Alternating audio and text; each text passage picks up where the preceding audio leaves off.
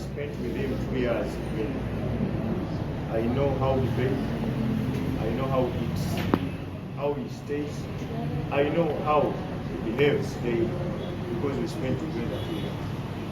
So that's the right choice for me to be the chief fundraising officer and the treasurer for this function. The secretary, welfare, is promoter, Superflow, will be responsible for every entertainment on that day. It will be decent entertainment. And our account number for those who wish to help us in this occasion is going to be 100320. Naye embeera ate ye n'emwongera omutabukira.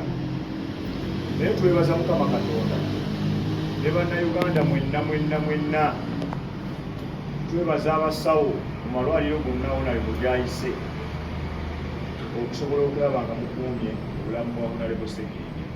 Buli akoze yonna kyasobola okulaba nga Honorable asobola okuwona. Paliamenti ya Uganda tugyebaza olw'okutukwatirako omutemu omunene okujjanjaba Honorable Sseggirinya. Mwebale nnyo mwebale ddala. Twebaza ekibiina kyaffe ekya NUP olw'okutukwatirako obusobozi bwammwe naddala mu kujjanjaba Honorable Sseggirinya. Twebaza bannayuganda ssekinnoomu buli omu gy'ali asobodde okuwa obuyambi mu kujjanjaba Honorable Sseggirinya. Kyonna ky'okoze tubamanyi era Honorable abamanyi kubanga mu byafaayo bye musigadde nga mwebazirabe olw'obulamu bwe. Mu bbanga eryo Mukama yasobodde okuyamba Honorable Sseggirinya mu mwaka kumpi mulamba nga mulwadde. Kubanga tujjudde obulamu bwa Honorable bwatandika okwongera okusereba, bugyeko okusereba nga tuli mu kkomera, bwatandika okusereba ennyo naddala nnyo omwezi ogw'ekkumi omwaka 2023. Okuva olwo paka leero Honorable abadde etaddangamu kutereera bulungi. Naye Mukama atumwebaza. Bw'obanga wakyalirako Honorable Sseggirinya mu ddwaliro n'omulabako emyezi nga 7 emabega oba 8, toyinza mutuufu kutebaza Mukama Katonda olwaleero bw'omulabako ng'asobola okwogera, asobola okutuula, asobola okutambulako ekitonotono oba oliawo. Abamu ku ffe essuubi lyali lyatuggwamu era netumukwasa Mukama Katonda olw'obulamu. Embeera ye yaba agisalawo.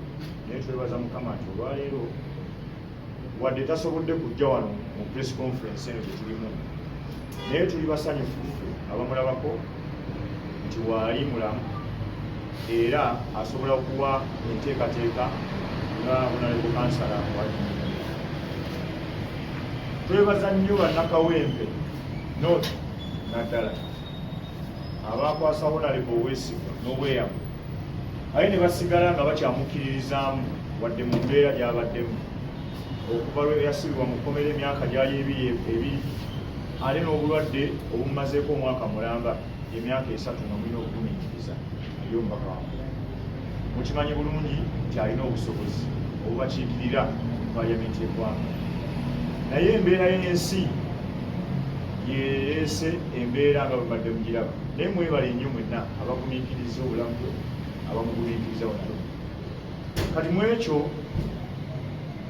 tusazeewo ngaffe mikwano gye yenna abali wano, baganda be ne famire ye, tusobole okwebaza Mukama Katonda olw'obulamu bwa Honorable.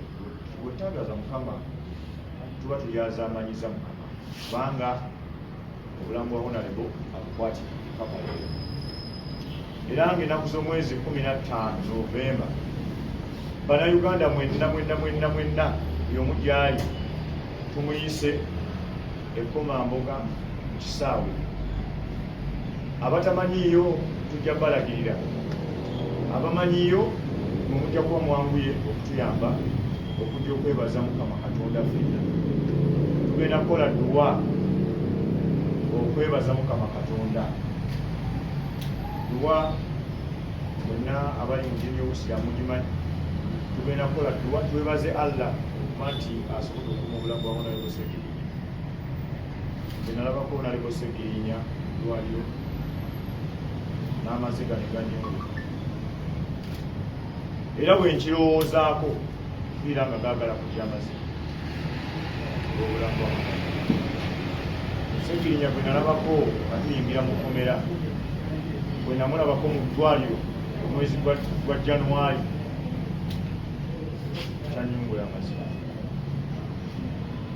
olwoyawo naye twebaza gyasobodde okuuma onalebo ngaakyali mukulu lwosangawo nalebo newe omugamba nti onalebo gyasobodde okuuma onalebo ngaakyali mukulu lwosangawo nalebo newe omugamba nti onalebo lwaki tetwesobola ebyobufuzi agambirawo nene lw'abantu bange sikisobola wakiri kanfe naye nga si kyetukusabira naye mu mutima gwe mugumu kyasobola okudda n'aweereza abantu era mukama tumwebaza kubanga bwe tumulabako ennaku zino at least waliwo embeera eyakyuseemu okusinziira kwero era ng'ennaku z'omwezi 15 tugenda kuteekateeka emikolo egyo emikolo egyo tegigenda kuba mikolo gya bulijjo era munnayuganda tukitwala nti gino emikolo gigenda kubeera gya bulijjo nedda emikolo gy'okwebaza Mukama Katonda olw'okukuuma obulamu bwa Honorable Segirinya tugenda kubeera mikolo gy'amaanyi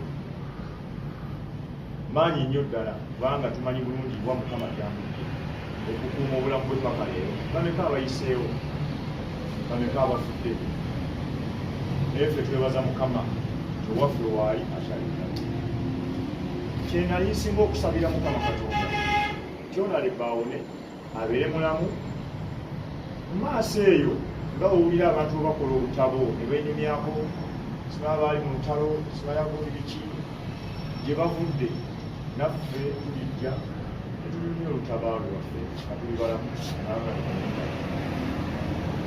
obona abatwebaza Mukama era twagala okumwebaza ennaku z'omwezi 15 basewo balinabo banamawulire mutuuse message eno eri bannayuganda bonna kuba Segirinya atakoma mu kawempe noono wa Uganda yonna ne bannayuganda abali ebweru bamwagala era bamumanyi kyasobodde okukolera abantu mu Uganda musajja ayagaliza nze ebbanga linamala naye mukomera emyaka 2 nategeera kibayita Honorable Segirinya musajja ayagaliza musajja abeera ne siringi 20,000 mu nsawo n'agabako 15,000 n'asigaza siringi 5 ate nga naye yeetaaga ebbiri okusobola okumujja waali naye ku lw'obwetaavu bw'oba olina n'apimamu nti ekikye asobola otambulawo ebigere bwe kikyo ne bw'otambulawo ebigere ekizibu tekimu n'akuwa olukumi ye muntu wetugenda okwebaliza Mukama kyobola Mukama akuuma abantu n'obulamu bwabwe okusinziira ku bwetaavu bwabwe society. Njagala okwebaza abantu abakkiriza okubeera ku lukiiko oluteekateeka naddala emikolo gya Honorable Segirinya si mukolo mwangu kugenda kuba mukolo munene nnyo tusuubira okutegeka omukolo oguli mu ssente empitirivu ennyo challenge gye tulina olwaleero nti Honorable amaze omwaka mulamba takola nga buli kaafuna akateeka ku bulamu bwe okusobola okwejjanjaba okuyamba ebirala bingi wadde nga wabaddewo abatukwatiraku ku bujjanjabi nga paliyamenti eggwanga naye mukimanyi nti wabaayo bbiru ne baziwaayo ez'eddwaliro ate ez'ebyokulya byolya n'abakujjanjaba woziwaayo nawaayo basula kubanga yamaze ng'ali nayo akasente ke bambi atambudde kangi naye tusaba bannayuganda abazirakisa bangi twabatuukiridde era tubeebaza abasobodde okukkiriza nti enteekateeka zino bagenda zeetabamu naye bannayuganda mwenna abasigadde nammwe tukwatire ku Honorable Segirinya naffe ab'olukiiko olugenda okuteekateeka enteekateeka ze ez'obudda okwebaza Mukama Katonda tukwatireko tusobole okuteekateeka emikolo egitaliimu kulemererwa tetugenda kwawula muntu yenna kubanga tumanyi nti oli mukulembeze w'abantu bonna Uganda yonna akawempe no ng'abakiiko era olukiiko tulwebaza ab'olukiiko mwenna abakkiriza okusobola okubeera nga twetaba kuteekateeka zino. Tumanyi poliisi ya Uganda ne gavumenti tugenda kuteekawo embeera eyinza obutatukkiriza kubeera mu mikolo gyaffe, naye tubasaba bassebo lw'obulamu Honorable Sseggirinya, poliisi twabategeezezza dda nga linalonda lunaku olwaleero nga 15 Novemba 2024 luno tulangidde twabategeeza era ne mukkiriza. Tubasaba temutaataaganya mbeera yeebeere, temuteekawo mbeera kubanga wano twebaza bulamu, tuyise mu buli makubo amatuufu era bwe munaatuyamba ekyo ne mutataataaganya mbeera eyo Honorable Sseggirinya yaggwera musanyufu. Tasobodde kujja mu lukiiko luno olwaleero olw'ensonga nti ajja kulabika mu lwatu eri mmwe Bannayuganda ne Bannakawempe mwenna nga 15 Novemba 2024 kisaawe 9. Ensimbi Honorable yaguddewo akawunti okusobola okuteeka ssente ffenna ow'akasanvu, ow'omutwalo, ow'enkumi 5, ow'enkumi 2 oyagaliza